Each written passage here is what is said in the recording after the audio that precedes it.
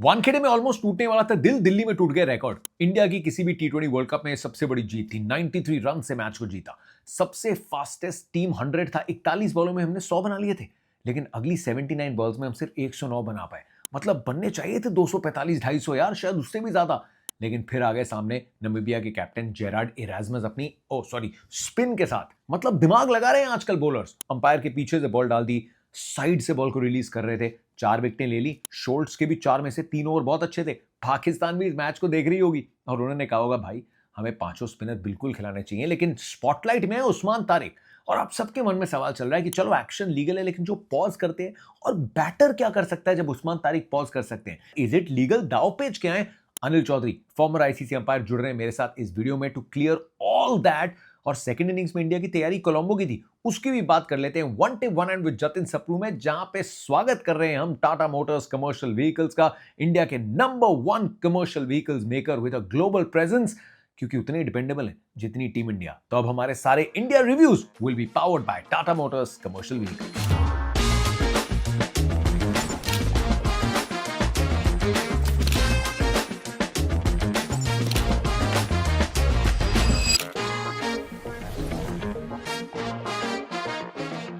ईशान किशन ने बड़ी अच्छी आदत डाली है 20-21 बॉल्स में 50 बनाने की। मतलब वार्म अप मैच में साउथ अफ्रीका के सामने 20 बॉलों में 50 बनाया था। उसके पहले न्यूजीलैंड सीरीज में 21 बॉलों में 50 बनाया था। एंड यहां पे फिर 20 बॉलों में बंदे ने 50 बना लिया। वर्ल्ड कप में ये कॉन्फिडेंस चाहिए और मैंने यही उम्मीद जताई थी कि दिल्ली में टॉप ऑर्डर की अच्छी नॉक आ जाए। ईशान किशन तो ठीक है, फॉर्म में चली रही है, लेकिन संजू सैमसन के बैट से भी जो 3 छक्के आए ना, ये बहुत अच्छा फील गुड फैक्टर होगा। टॉस पे सूर्य ने अभिषेक के बारे में क्या अपडेट दी? अभिषेक ग्राउंड पे थे व्हिच वाज गुड, लेकिन दिख रहा था is probably lost a lot of body fluids. और सूर्य ने कहा we will see, he might take a game और 2।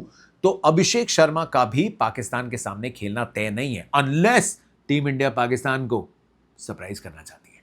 लेकिन संजू सैमसन के लिए वो रन्स बहुत इंपॉर्टेंट थे। हार्दिक पांड्या के बैट से जो 50 आया, वाई इट वाज ब्यूटीफुल। पिछले मैच में हरमीत आते ही बहुत जल्दी बड़ा शॉट खेल गए। यहां पे उन्होंने अपनी पहली 10 गेंदों पे सिर्फ 11 रन बनाए थे, and then he covered up. 50 तो अपने अंदाज में आया, 200 की स्ट्राइक रेट पे ऑलवेज ही कवर अप, लेकिन अपने आप को शुरुआत में 6-8 गेंदें दी हार्दिक पांड्या ने। Shivam Dubey again a good impactful knock, लेकिन ये 209 जो बने ना, ये 240-50 बनने चाहिए थे। अब जेरार्ड इरास्मस और स्पिन के सामने भारत यूएस के सामने भी स्पिन थोड़ा स्ट्रगल किया था और यहां पे भी स्ट्रगल किया। शोल्ट्स के आखिरी ओवर में 24 रन धर दिए उन्होंने, लेकिन उसके पहले उनकी भी स्पेल बुरी नहीं थी। So spin is going to be a concern. लेकिन आप अपनी बॉलिंग में भी स्पिन को कैसे फैक्टर बनाएंगे? शुरुआत किसने की? हार्दिक पांड्या ने पहला ओवर डाला, अर्शदीप ने दूसरा डाला। ये कभी नहीं होता, अगर हार्दिक और अर्शदीप 2 खेल रहे हैं तो अर्शदीप पहला ओवर डालते हैं। शिवम दुबे ने पावर प्ले में बॉलिंग की और जसप्रीत बुमराह ने तो 7वां ओवर अपना पहला डाला। दैट क्लियरली शोज कि इंडिया अर्शदीप के आगे एक स्पिनर को खिलाना चाहती है। वरुण चक्रवर्ती ने 2 विकेटें ली, अक्षर पटेल से बॉलिंग कराई, एंड में हार्दिक पांड्या ने बॉलिंग की, बहुत सारे कटर्स डाले। So the combination that India will go in for कि एक एक्स्ट्रा स्पिनर तो आ गया। कुलदीप यादव अर्शदीप की जगह आना ऑलमोस्ट तय लगता है। लेकिन क्या इंडिया रिंकू सिंह की जगह वॉशिंगटन सुंदर को भी ला सकती है? भाई आपको 8 तक बैटिंग चाहिए, लेकिन अगर आप ये चेंज करते हैं इस मैच के लिए, तो आपके पास 4 प्रॉपर स्पिनर्स हैं एंड फिर साथ में जसप्रीत बुमराह और हार्दिक पांड्या। पर सच्चाई पता है क्या है? इंडिया ये कॉम्बिनेशन सिर्फ एक वजह से खिला पा रही है, and that reason is Hardik Pandya. Hardik Pandya is so dependable man. हरफन मौला खिलाड़ी, उनके जैसा दुनिया में कोई है नहीं। Hardik Pandya is perfectly aligned with the better always philosophy. Better always philosophy किसकी है? टाटा मोटर्स कमर्शियल व्हीकल्स की। इंडिया की जरूरतों को समझते हैं।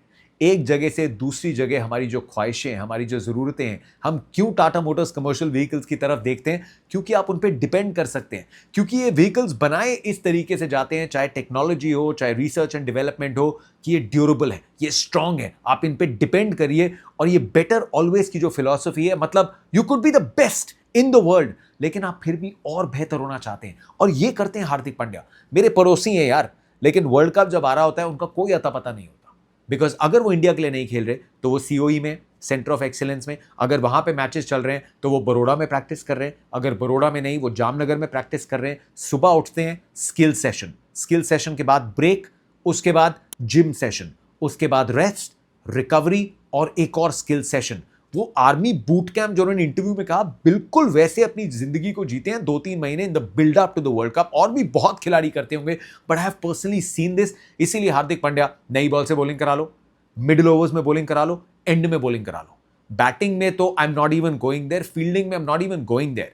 एंड ऐसा नहीं कि हर मैच में ही विल बी एब्सोल्युटली स्पेक्टेकुलर, लेकिन हर मैच में as a proper pacer Hardik Pandya is an all pace bowler, और ये लग्जरी जो इंडिया के पास है कोलंबो में बहुत काम आएगी, क्योंकि वहां की विकेट में आपको चेंज ऑफ पेस चाहिए। एंड हार्दिक 140 पे तो डालते हैं, लेकिन उनकी कटर्स, उनके स्लोअर बाउंसेस, उनकी वेरिएशन, उनकी हार्ड लेंथ, ये बहुत मदद करेगी इंडिया की।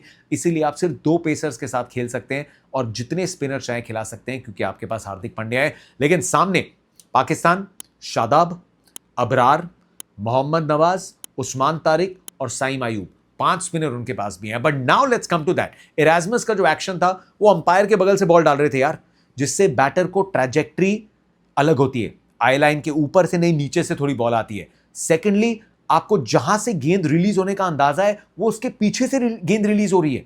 सो ये पूरी मसल मेमोरी है, आपका माइंड जैसे रिएक्ट करता है कि यहां से बॉल रिलीज होती है, आपने वो मसल मेमोरी को थोड़ा थ्रो ऑफ कर दिया।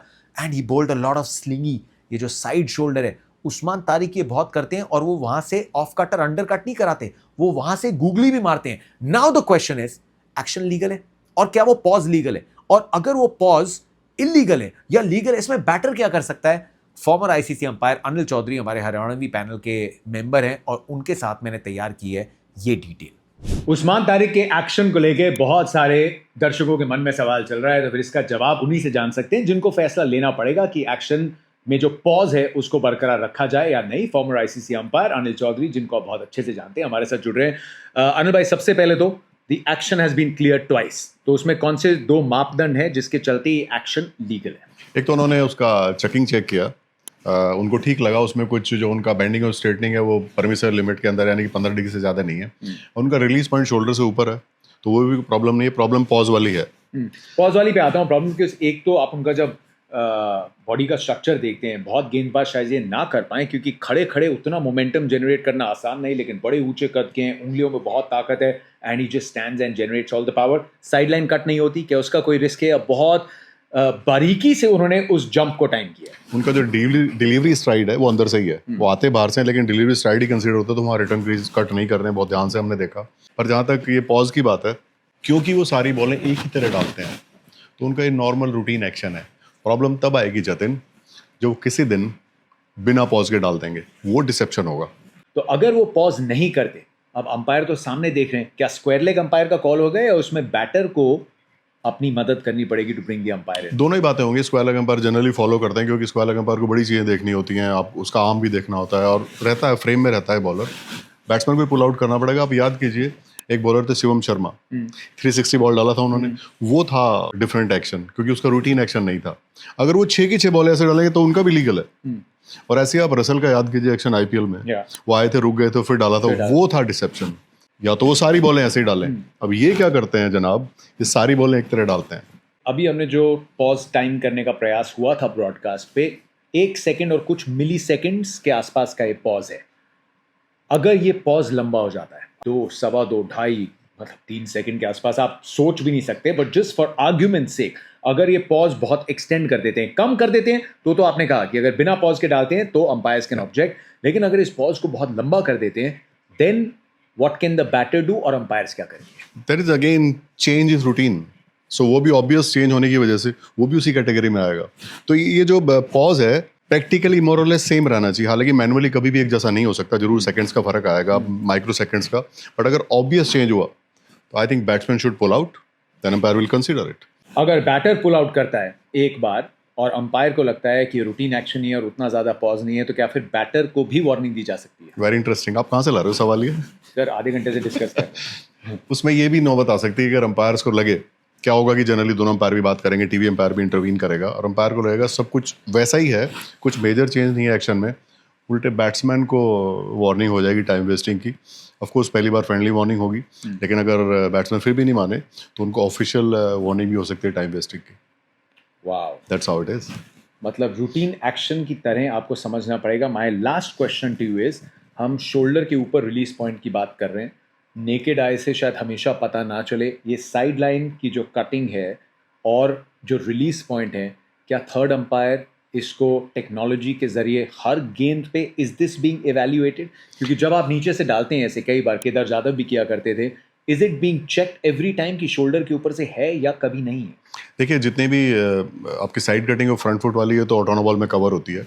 हमने आईपीएल में रियान पराग के साथ ऐसे ही किया था। हम लोगों ने टीवी एम्पायर को बोला था कुछ भी ऑब्वियस लगे, कुछ भी लगे कि टाइट है तो हम तुम्हारे पास आ सकते हैं ऊपर, क्योंकि बहुत अलग तरह की नो बॉल है।